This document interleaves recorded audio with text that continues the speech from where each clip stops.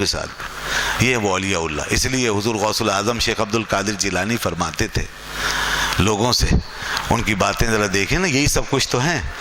انہوں نے لوگوں کو یہی راستہ تو دکھایا غور و فکر کا، اور خدا سے ملنے اور ملانے کی بات ہی تو کی انہوں نے، اس کے سوا اور کچھ بھی نہیں ہے۔ ان کی کتاب ہے فتوح الغیب، اس میں پڑھیے آپ، کیا ارشادات ہیں وہ، ایسا لگتا ہے جیسے بجلیاں کڑک رہی ہیں، ایسا لگتا ہے یہ امر الہی کا مظاہرہ، یہ امر الہی کا اظہار ہو رہا ہے، امر الہی کا، اور امر الہی کا راستہ متعین کیا جا رہا ہے کہ خدا کی رضا حاصل کرنے کا طریقہ کیا ہے۔ فرماتے ہیں بندے اس کی طرف دیکھ جو تیری طرف دیکھ رہا ہے، اس کی طرف دیکھو جو تمہاری طرف، کہ وہ کیا چاہتا ہے، اور اس کے احکام کی حفاظت کر جو تیرے مال دولت اور عزت اور جان کی حفاظت کرتا ہے، جو تیری حفاظت کر رہا ہے تو اس کے احکام کی حفاظت کیوں نہیں کرتا؟ آپ یہ فرماتے ہیں، آپ فرماتے ہیں کہ یاد رکھو کہ نفس اللہ کا دشمن ہے اور تم خدا کے طالب ہو، اور نفس خدا کا دشمن ہے، تو اگر خدا کے طلب میں تم سچے ہو تو اپنے نفس کو تمہیں الگ کرنا ہوگا، اپنے نفس کے مقابلے میں آنا ہوگا، نفس کی خواہشوں کو کچلنا ہوگا،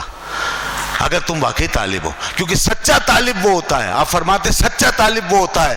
جو اس وقت تک چین سے نہیں بیٹھتا جب تک اس کا مطلوب حاصل نہ ہو جائے، اور سچا طالب وہ ہوتا ہے جو اپنے مطلوب کے راستے میں آنے والی ہر چیز کو تہس نہس کر دیتا ہے، ہر چیز کو ملیا میٹ کر دیتا ہے، ہر چیز کو تباہ و برباد کر دیتا ہے۔ سچا طالب جو ہوگا،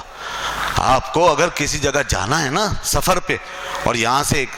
دوسری جگہ پر پہنچنا ہے چند کلومیٹر کے فاصلے پر، یا ایک شہر سے دوسرے شہر، تو راستے میں آپ کے پتھر بھی آئیں گے، راستے میں آپ کے پہاڑ بھی آئیں گے، راستے میں آپ کے صحرا بھی آئیں گے۔ اگر آپ واقعی طالب ہیں تو یہ سب عبور کر کے آگے جائیں گے،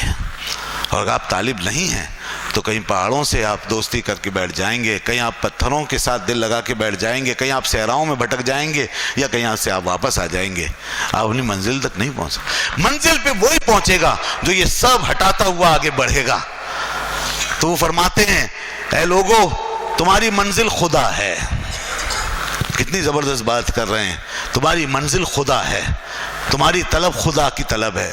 تمہارا مطلوب خدا ہے، لہذا اب اس راستے میں جو حائل ہے وہ کیا ہے؟ اب وہ بتاتے ہیں وہ تمہارا نفس ہے، وہ تمہارا نفس ہے۔ اور حائل کیوں؟ اس لیے کہ اس میں وہ حدیث کا سہارا لے کے فرماتے ہیں، سیدنا غوث العظم شیخ عبد القادر جیلانی رحمۃ اللہ علیہ فرماتے ہیں کہ رسول اللہ صلی اللہ علیہ وسلم فرمایا، اللہ تعالیٰ ارشاد فرماتا ہے، یہ حدیث قدسی ہے کہ نفس کو میں نے اپنی دشمنی پر پیدا کیا ہے، اس نفس کو میں نے اپنی دشمنی پہ پیدا کیا ہے، لہذا یہ میری دشمنی ہی اختیار کرے گا، یہ میرے راستے سے ہی روکے گا، یہ تمہیں ہٹائے گا۔ تو آپ نے فرمایا اس دشمن کو اب دشمن رکھنا ہوگا، اس نفس کو ایک طرف رکھنا ہوگا، اور اس کی خواہش پہ نہیں چلو گے، تمہیں اس سے آگے بڑھنا ہوگا، اور جب اس نفس کی خواہش کو تم زیر کر لو گے اور اس دشمن خدا کو راستے سے ہٹا دو گے تو تم خدا تک پہنچ جاؤ گے۔ پھر خدا تک پہنچنے کے مرحلے بیان کرتے ہوئے فرمایا کہ خدا تک بندہ کن کن حالات سے گزر کر پہنچتا ہے۔ فرماتے ہیں بندے کے اوپر مصائب آتے ہیں، تکلیفیں آتی ہیں، پریشانیاں آتی ہیں، تو بندہ ان تکلیفوں سے رہائی کی کوشش کرتا ہے۔ یہ سب کے ساتھ ہے نا، سب کے ساتھ ہے، مصائب ضروری ہیں، اس دنیا کے اندر مصائب ضروری ہیں، کوئی ایسا نہیں ہے کہ جو مصائب سے خالی ہو۔ اللہ نے فرمایا لقد خلقنا الانسان فی کبد، ہم نے انسان کو پیدا ہی مشقت میں کیا ہے، کوئی اور مخلوق مشقت میں پیدا نہیں ہو رہی، انسان مشقت میں پیدا ہوتا ہے، انسان کے لیے مشقت ہے، اور مخلوقات کا نظام اور ہے، ہمارے لیے نظام مشقت کا ہے، مشقت ضروری ہے، مصائب ضروری ہیں۔ اب جب مصائب آتے ہیں تو بندہ پھر فطری طور پر بائی نیچرلی ان مصائب سے اپنے آپ کو آزاد کرتا ہے، آزاد کرواتا ہے، تو ہاتھ پیر مارتا ہے۔ فرماتے ہیں بندے کی پہلی کوشش یہ ہوتی ہے کہ وہ اپنے ہاتھ پیر چلائے، اپنی کوشش کرے، اپنی تگ و دو کرے اور مصائب سے اپنے آپ کو نکالے، لیکن اس کی کوششیں ناکام ہو جاتی ہیں،